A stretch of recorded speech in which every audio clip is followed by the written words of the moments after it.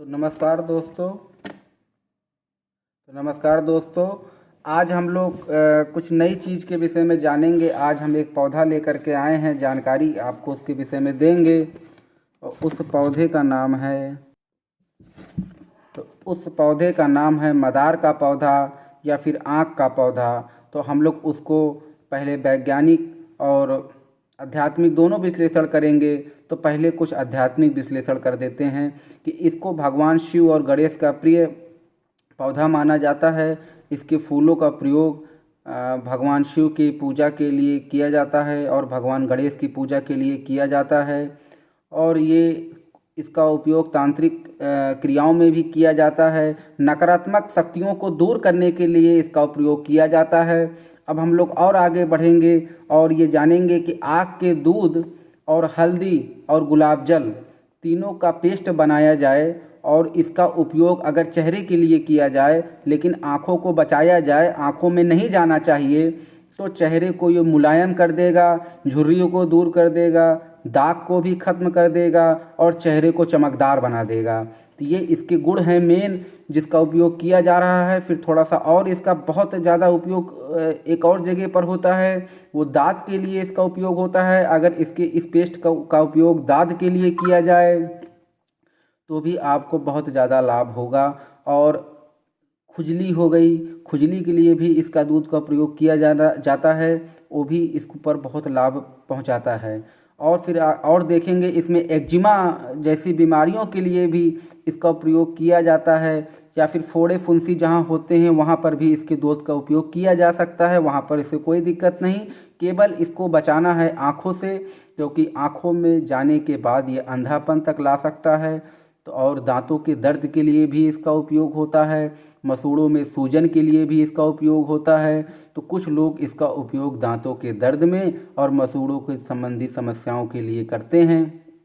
सावधानी से उसमें भी करना है कि भीतर नहीं जाना चाहिए, बस मुंह के अंदर हो, फिर आप थूक दें उसको, अंदर नहीं जाना चाहिए, क्योंकि इसमें कुछ टॉक्सिक चीज़ें पाई जा रही हैं। और उसको हम जानेंगे केमिस्ट्री के मदद से, केमिकल कंपाउंड के मदद से, कि कौन कौन सी चीज़ें उसमें टॉक्सिक पाई जा रही हैं।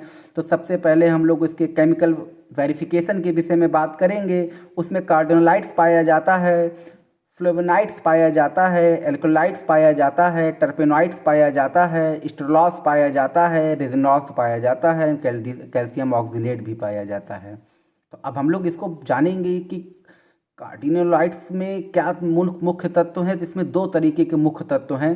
पहला है कैलोट्रोपिन और दूसरा है कैलोटॉक्सिन। तो पहला जो तत्व है वो है कैलोट्रोपिन और दूसरा जो तत्व है वो है कैलोटॉक्सिन।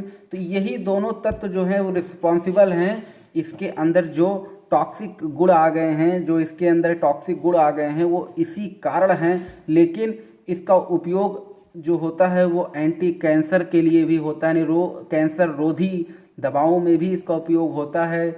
यही इसके गुण को बहुत ज़्यादा बढ़ा देते हैं, क्योंकि ये नुकसानदेह तो ज़रूर है, लेकिन कैंसर रोधी का तरह काम कर रहा है। तो जो चीज़ें जहरीली होती हैं उसके लाभ भी बहुत ज़्यादा होते हैं। चाहे वो सांप का विष हो जाए, उसी से एंटीवेनम बनता है। उसी प्रकार से जो चीज़ें टॉक्सिक हैं, इसका मतलब उसका उपयोग कहीं ना कहीं और होगा, जो उसको बेहतर चीज़ों को लिए वो टॉक्सिक गुण दिए गए हैं। कोई नुकसान करने के लिए टॉक्सिक गुण नहीं दिए गए हैं उस पौधे के अंदर। तो अब हम लोग इसको जान चुके हैं कि कार्डिनोलाइट्स के अंदर जो दो ही चीज़ हैं, एक कैलोट्रोपिन है और दूसरा है कैलोटॉक्सिन, जो कैंसर रोधी तो हैं ही, लेकिन ये थोड़ा सा हार्मफुल हैं नॉर्मल तरीके से अगर इसको लिया जाए। तो अब और आगे जब चलते हैं तो इसमें जो पाया जाता है फ्लोनाइड्स पाया जाता है। फ्लोनाइड्स का मतलब ही हो गया कि एंटीऑक्सीडेंट हैं। तो हर पौधे की तरह इसमें भी एंटीऑक्सीडेंट पाए जा रहे हैं जो रोग प्रतिरोधक क्षमता को बढ़ा देंगे। यानी शिव की बात आ रही है तो फिर यहाँ पर भी वही विनाश होगा, और यहाँ पर भी पौधे को जो है वो खराब चीज़ों को ख़त्म कर देगा। शिव जो काम कर रहे हैं कि कुछ ख़त्म होगा तो कुछ नया बनेगा, तो वही पौधा ये शिव का प्रिय है तो वो भी यही काम करेंगे जो काम शिव भगवान करते हैं। तो अब और आगे चलते हैं तो उसमें जो टर्पेनॉइड्स पाया जाता है वो अल्फ़ा बीटा कोलेस्ट्रॉल्स होता है। तो अल्फ़ा बीटा कैलोट्रिपॉल जो है वो अब ये करता क्या है, कोलेस्ट्रॉल मैनेजमेंट का काम करता है, बाइल्स एसिड फॉर्मेशन करता है, एंटी कैंसर और एंटी इन्फ्लेमेटरी भी काम है और एंटीबायोटिक भी है। तो अब इसको आप जान ही गए होंगे कि एसिड बाइल्स एसिड फॉर्मेशन किस लिए होता है। एंटी कैंसर का मतलब हो गया कैंसर प्रतिरोधी, इन्फ्लेमेटरी यानी दर्द के लिए, एंटीबायोटिक मतलब इन्फेक्शन के लिए यानी इन्फेक्शन ना हो उसको भी रोक दे। एंटीबायोटिक टेबलेट हम लोग लेते हैं तो इसके अंदर भी एंटीबायोटिक है। अब उसके बाद जब बात करते हैं स्टेरॉल्स को, तो स्टेरॉल्स जो है ये बहुत इंपॉर्टेंट कंपाउंड है क्योंकि ये हार्मोन्स को बैलेंस करता है। तो इसका मतलब ये बहुत कीमती चीज़ हो गई, इसके अंदर जो हार्मोन्स बैलेंस है। और फिट एक और चीज़ काम करता है, विटामिन डी प्रिकर्सर है, यानी विटामिन डी को बनाने वाले उत्प्रेरक का भी ये निर्माण कर रहा है, उसका प्रिकर्सर है। इसके बाद विटामिन डी बन जाएगा। फिर रेजिनॉल्स और कैल्शियम ऑक्जिलेट भी हैं जो हड्डियों को मजबूत करते हैं और भी कई तरीके के से बॉडी के अंदर काम करते हैं। तो अब हम लोग इसको और विस्तार से चीज़ें को समझे हैं। तो अब हम लोग ये चीज़ को सोचते हैं कि ये पौधा जो है टॉक्सिक तो है ही, टॉक्सिक तो है ही, लेकिन इसके कुछ गुण जो हैं वो दैवीय गुण हैं। फिर इसकी जड़ों का प्रयोग भी किया जाता है। इसकी जड़ों का प्रयोग जो है दाएं हाथ पे बांधा जाए तो उससे जो है शरीर में ताकत लोग बताते हैं आ जाती है, ये सब लिखा हुआ है। और दूसरी चीज़ है कि अगर इसकी जड़ को कमर में बांधा जाए तो संतान संबंधी समस्याओं को भी दूर किया जा सकता है और नज़र से भी बचाता है। तो इसलिए इसका उपयोग लगभग हर जगह पर और बहुत जगह पर इसका प्रयोग होता आया है। दांतों का हो गया, खुजली पर हो गया, फोड़े पर हो गया, ये सब चीज़ें तो नॉर्मल संज्ञान में हैं। और एंटी कैंसर के रूप में इसका प्रयोग कैसे किया जाए वो अभी और ज़्यादा शायद आगे ढूंढा जाएगा। इसमें कुछ और भी चीज़ें ऐसी पाई जाएं, क्योंकि अभी सारी चीज़ें तो नहीं पता कर ली जा सकती किसी भी चीज़ की।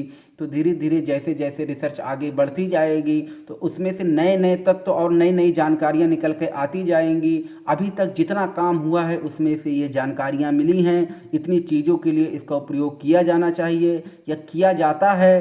तो बहुत बहुत धन्यवाद। आज आपने जाना मदार का पौधा या आँख का पौधा का वैज्ञानिक और आध्यात्मिक विश्लेषण कि वैज्ञानिक उसमें ऐसा कौन सा कंपाउंड है जो टॉक्सिक है और कौन कौन सा काम करता है। और आध्यात्मिक में जाना कि ये किस किस चीज़ों के लिए काम किया जाता है। जो उसमें चीज़ें लिखी गई हैं तो कुछ वैज्ञानिक विश्लेषण से लिखी गई हैं और कुछ चीज़ें जो है अध्यात्म में भी बताई गई है। तो ठीक है, फिर हम लोग नेक्स्ट वीडियो में मिलते हैं। बरगद के पौधे पर भी हम बात करेंगे और भी कई पौधे पर बात करेंगे। पहले हम उन्हीं पौधों के विषय में बात करेंगे जिन पौधों का प्रयोग पूजा पाठ में किया जाता है। जो पौधे पूजा पाठ में लाए जाते हैं हम लोग पहले उनके विश्लेषण को जानेंगे कि क्यों ये पूजा पाठ में प्रयोग किए जा रहे हैं।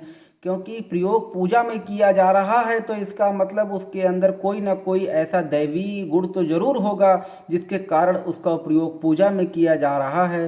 तो हमने दूब पर भी बात की है, हमने पीपल पर भी बात की है और आज हमने मदार पे भी बात की है, तुलसी पर भी बात की है।